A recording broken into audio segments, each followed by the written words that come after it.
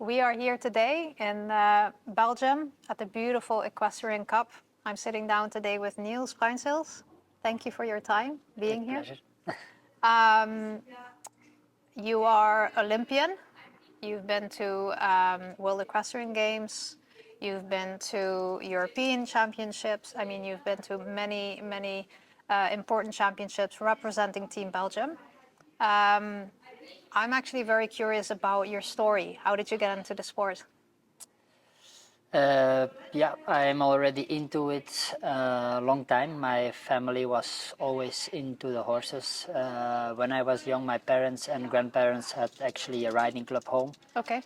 And then to make a really long story quite short, there came a moment when I was 15, 16 years old that we have to decide, or we continue like with the riding club home, or we take other direction, a little bit more about my sport career and dealing in horses and stuff like this, because the two together was not so easy, because I started to go more often to the shows every week, and then my mother was alone with a riding club home. My father was with me at the show, so everything went a little bit difficult. Yeah. And then we took actually the decision to stop with the riding school home and to go more for the sport. Yeah, nice. Okay. How was that for you? Your parents making big changes also for your career? Did that put pressure in any way? No, actually not. Okay. Was not more pressure than in the beginning. So actually it was good because we could put more focus on my sport career. Yeah. So in that point it was very good. Yeah. Yeah. Okay. And at that time already, did you know that you wanted to do what you're doing now? How was that? Did you have clear vision of what you wanted to achieve, or was it just like you wanted to have fun? No, actually not both of you. Okay. You have dreams, of course. When you make that decision and you want to be or end up as successful as possible, but where it ends or where you can get, that's difficult to say. Of course, when you are 15, 16, 17 years old, you dream, every rider dreams from to ride in Aachen or Olympic Games, and actually both of them I achieved already, so I'm happy with that. But yeah, it's a long story actually. Yeah. Yeah. Yeah, I'm curious about the story. Yeah. What made you, continue? Have you had moments where you're like, I mean, at some point, it's also a lot of work. Like, has it always been easy for you to keep going? Yeah, I'm a really motivated person, so to be really honest, I don't have the moments that I said I want to quit.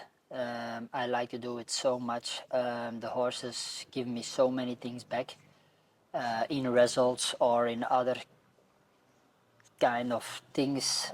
So many things actually. I love to work with horses on the first place, so every day I go to the stable with a lot of passion. That's one of the most important things, and I think like this you can achieve a little bit of success. Is that what motivates you, the fact that you can work with horses? Yeah, and it's never boring. Always so many different horses. Every day is different. Every time you work with the horses is different. You get so many information back. Every evening when you get home, you are thinking already on the next day how you can make it better, you can do it better. So yeah, it's not boring. No, no. If you approach it in that way, it's never boring. And it sounds like that comes natural to you. I know from experience it's not always the case. So it sounds like you have a lot of focus really on working with the horses, improving the horses. Is that right? Yeah, that gives me a lot of energy actually, and I'm used to it to build up young horses always. It was from the beginning. My father was a horse dealer, so it was coming and going from horses. I'm used to it, and that's also, you can say, yeah, it takes the motivation away that always the horses are the good horses, or when you are there that the horses go, but actually not. It gives me actually more motivation to start again with other horses and with new horses and young horses. I have a big group of young horses home, and I love to work with them. And yeah. Have you, looking back now, do you think it's been helpful for you that back in the day horses would come and go? Has that helped your skills, your riding career in any way? I think so, yeah. And also I had a lot of different types of horses. I learned to ride actually with all kind of horses, a little bit slower types, bigger types, smaller types, bloody types, yeah. Tell me more about that. Like, how did you learn to connect with them? Just to do it and to work with them every day. Actually, horse life is 7 on 7, 24 on 24. Yeah, and you need to have passion, and when you have no passion, I think it's not possible to book any results. Or yeah. How do you, I mean, the passion is there, but like, how do you create those results? What is it really that you focus on when you're riding a horse? I try to understand the horse. Okay. That's one of the first things. I try to understand how they like to be ridden, how they can be successful, in Yeah. which kind of way I really like to adapt myself on the horse, how I can get the most out of them in a good way. Right.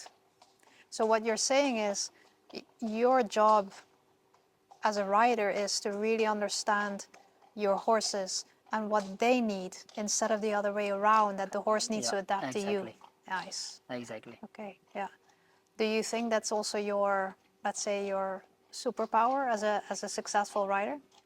It's always difficult to say it from myself, but yeah, I think it's one of my strong points. Yeah.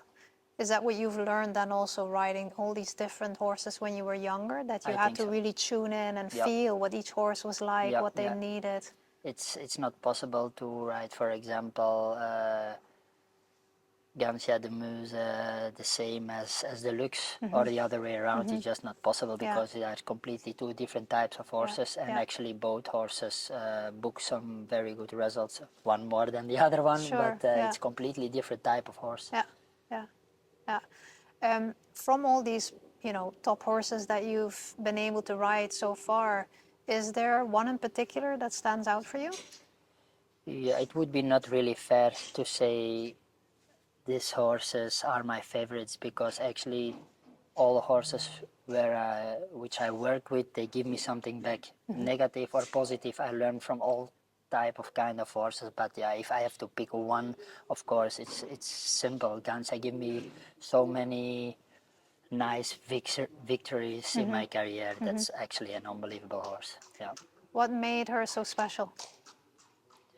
She was so clever, because from the inside she had not the power to win these classes, Right. and she just wanted to do it. And Yeah. she was so clever. She knew when it was Sunday, she knew when it was important, she knew when it was jump off, she knew when it was, yeah, she was Yeah. just that little Switched step on. forwards. Yeah, yeah. When you have a horse that doesn't really have that same, let's say, cleverness or drive to do well, how do you deal with that? I think, yeah, you have to try it in another way. It's now difficult to say, yeah, like this or like this. You really have to feel and try, and it can take months or years or before you understand how you can take the maximum out of the horse. Yeah, yeah. Um, I'm also curious, obviously, about your Olympic journey, going to the Olympics. What was this experience like for you? It was, first of all, a little bit, yes, not sad, but a little bit disappointed that it was an Olympic year, but in Corona, I think it was not an Olympic Games that usual is. So it was really strange feeling actually there. But okay, I really looked forward to it. It was like a kid's dream. And I knew my horse was in that year in great form, so I was really looking forward to it. Yeah, But like everybody knows, it ended up not so well, which also happens in sport. can you explain to us what happened exactly? Yeah, Like I said, I will start a little bit, try to keep it short. In the beginning of the year, he was such a form. He has a strong character. The Lux has a really strong character, so it's really difficult to get them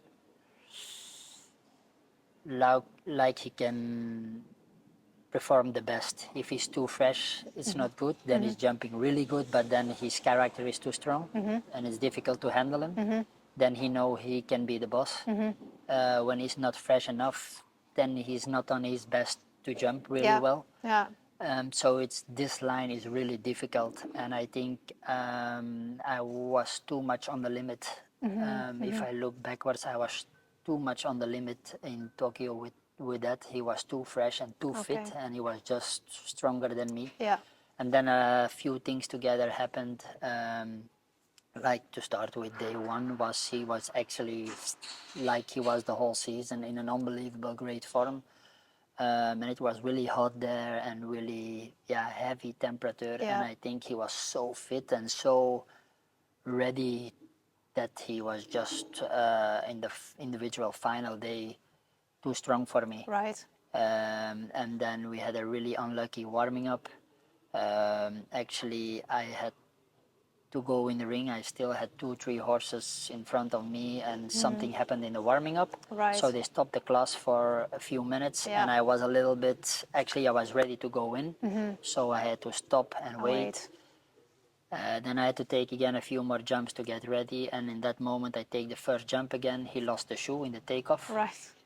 So I had to stop again. Yeah. And he's a really sensitive horse, so probably he touched himself a little bit, and he Right. was a little bit unsure, but Yeah. he trotted very well. Otherwise, I wouldn't Yeah. Of course. start him. Yeah. Yeah. So the shoe again on. It took again, like for 5 to 10 minutes. Yeah. Then it was a little bit discussion. What they didn't want to wait. Yeah. So he had to go very fast. And on the end, they continued, and I had to wait again. Yeah. So actually, everything was- went wrong, and Yeah. everything. And I took again after he got the shoe back. I took again a few jumps, and I straight away was not the same horse. No. But okay, he was moving very well, and actually, so I went in the ring with a little bit of pressure and everything in a hurry. Yeah. And already on number one, I didn't have a good feeling. I had Right. to push him a little bit more than normal. Yeah. 2, 3, 3, 4 was a line, actually 4, 5 strides, normal strides, and I had to push him because the distance was running away. It was just not comfortable.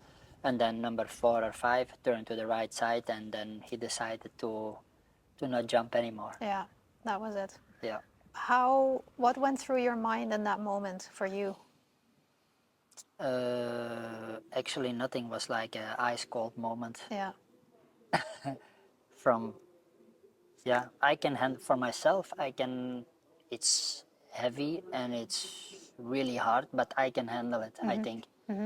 But it's just for me. I was more busy with the outside world, Right, with the comments or the this or the that or the people or the everything around you. And actually, on that moment, I wanted to be alone in the world.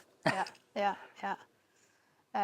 How did you deal with that? I mean, obviously, also the next weeks, months, getting to an Olympic is such a big journey. Ending it like that, how did you cope with because that? also I had the feeling after day one, inside I had the feeling, with that feeling, everything is possible tomorrow. Yeah. And then from everything to nothing is a big step. It is. And then you are disappointed, of course. It's hard. Then you have to make together with the staff in the evening the decision that you will not compete in the team competition. Yeah. I'm unbelievable happy I was there and I was together with the team and they won the bronze medal. But on the other side, to be really honest, it's a double feeling. Yeah, for sure. You want to be course. part of that team that wins a medal. Of course, that's why you go, right? So that was actually the most hard thing for me. Yeah, I can imagine. Yeah.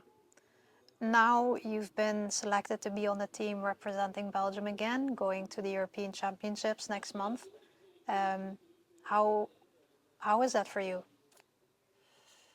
I hope with no pressure. And actually it's with no pressure because, to be really honest, also the year after the Olympics I didn't have the best season with the Lux. But now I'm really happy. I have him really fit again, and he's really happy, and he feels himself very good. That's why I think also I'm selected.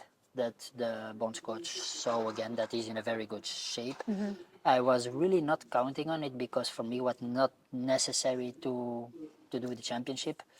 Um, so yeah, and for Belgium there is no pressure, which is good. We are qualified for the Olympic Games in Yeah. Paris. Yeah. There is nothing is. Yeah. So I Yeah. think I'm looking forward to go again to the championship, and maybe it's time to book one time a result. Yeah, exactly. Talking about that, are there still any specific goals that you really want to achieve in your career? I like the Nations Cup and I like championships, and yeah, it's like I just said, maybe it's time for a result one time. And if it's not now, then it's next year, or I don't want to take pressure on my shoulders, but Yeah. it would be nice to have one time a very nice result on a championship. Yeah. And what does nice mean for you? Medal somewhere. Yeah. Okay. Last question. Any advice you would give young people, riders that want to achieve, the same that you've achieved in your career? Yeah, be passionate.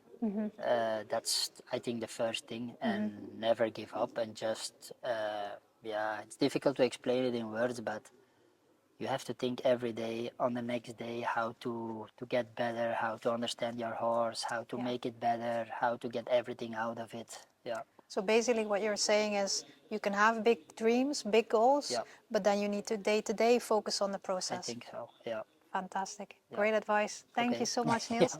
I with really pleasure. appreciate it. Yeah. And as a thank you, Wow. here is my book. That was my next question, how I Yeah. can get it. Well, here you go. Here you Okay. go. Thank you again so Okay. much. Yeah. Really, really Thank enjoyed you that very much. actually. With a lot of pleasure. Great. Oh, hopelijk zien we I'm elkaar looking, nog, ja, ik nog ben meer. Hè? benieuwd om er aan te beginnen. Super, fantastisch.